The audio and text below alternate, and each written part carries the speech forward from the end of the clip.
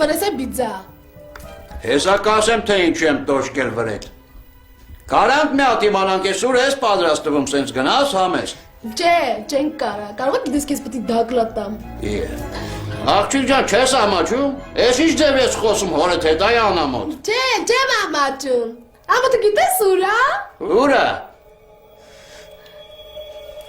Լավ, չեմ ասի,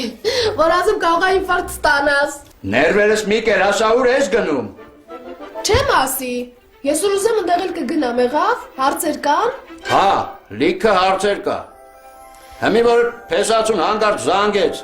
կամ ուզենա քեզ տեսնի, հետդ խոսի, կամ միտեղ հրավիրի, ինչ եմ ասելու։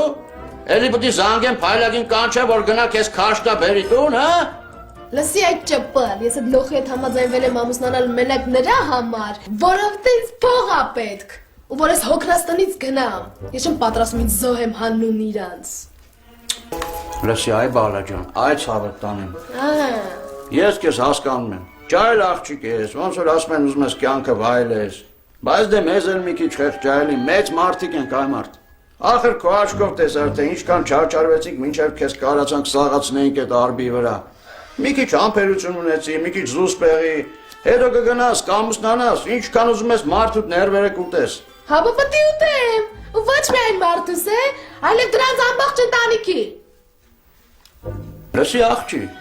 ես հələ հարց չգնացած արդեն տենց ես պլանավորում, հա։ Հապա կարող եք գիտես պետք է գնամ իրաց օջախի համեստ հարց ձևանամ։ Ահա։ Ալո։ Հալոս ջան։ Արդեն հայատն ես։